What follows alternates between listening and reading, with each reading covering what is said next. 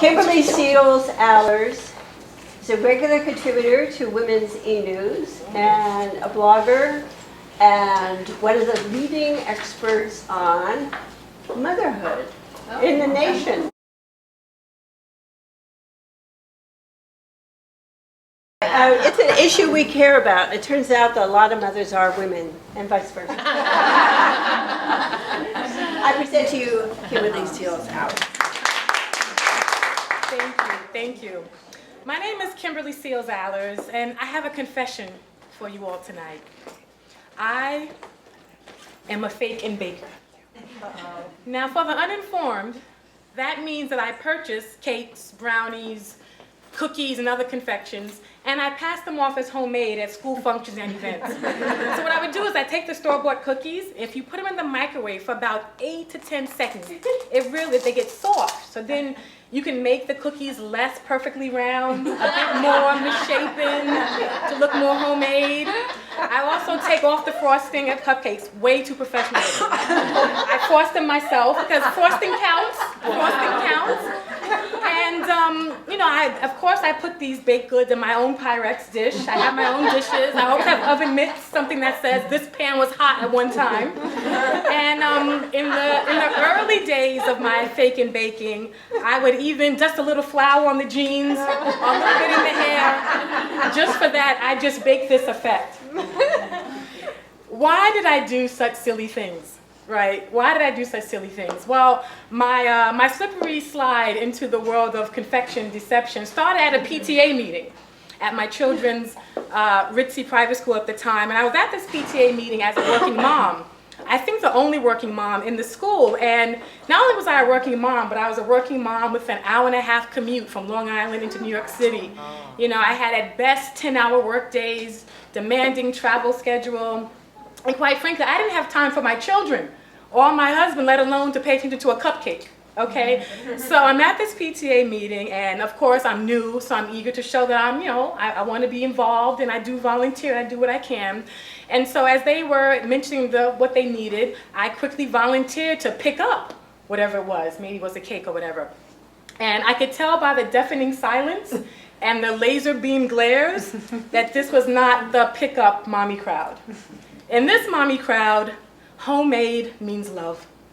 Homemade means good mother. And store-bought means bad mother.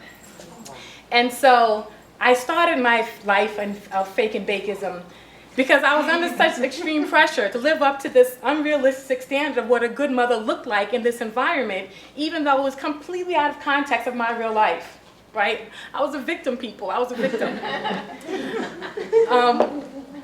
And so I was drove to these drastic measures. I'm happy to say that I no longer fake and bake. I have the self-assuredness and confidence to let you know that bake means picked up at Costco, and I'm happy to make the run. But I share this experience with you because I think it illustrates the competitive pressures and sometimes the unrealistic standards that come with modern motherhood. I think on one hand, we see motherhood in pop culture more than ever before, right? We see motherhood portrayed in movies and on TV.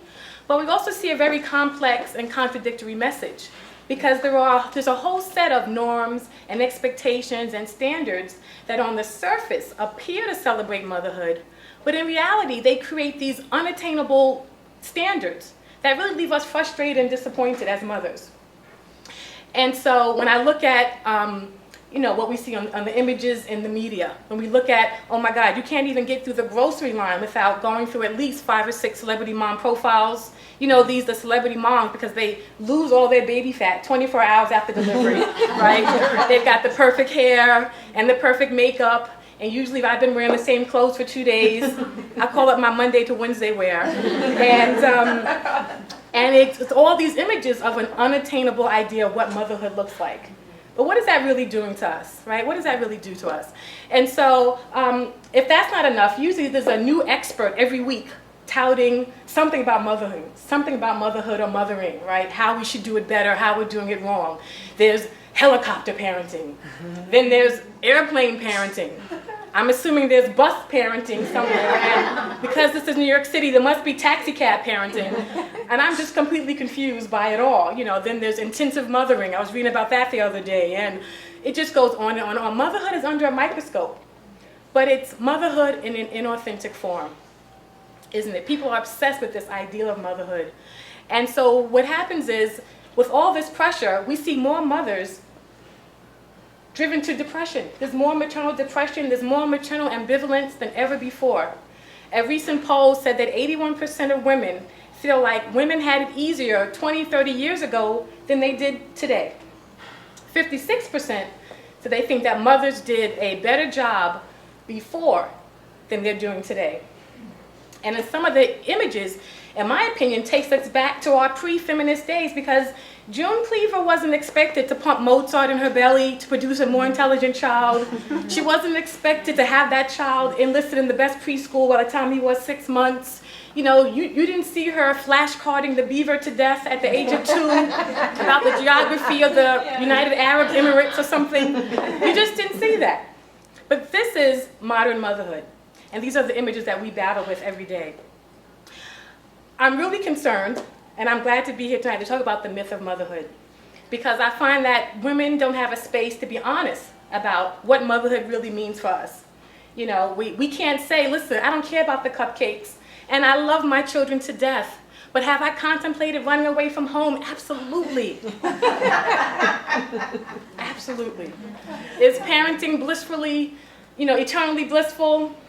No, it's not. And we need a space to be open and honest about all that. And so, instead what we have to do is put on more hats. We have to be the doctor, we have to be the arts and crafts specialist, we have to be the chauffeur, the activities coordinator, you have to be the consumer product inspector, because God forbid your child gets hurt by a defective toy or car seat on your watch, right? You got to be a butcher, a baker, a candlestick maker, for crying out loud. Where does it stop? So ladies, it stops today, and it stops tonight. Tonight we're going to talk about stripping the veil off the myth of motherhood and really trying to understand how we can deconstruct this impossible, unattainable ideal and talk about the realities of it, what it really is, and how that relates to all of us, and what that means for women in general. I want to talk about how we can recognize and reconcile that the so-called mommy wars, the mommy Olympics, the maternal mud wrestling, whatever term you've heard, that at the end of the day, it is a tool of the marketers and the advertisers, and we are the pawns in their game, and they are laughing at us all the way to the bank. At the end of the day, all mothers love their children dearly and are simply doing the best that they can with what they have.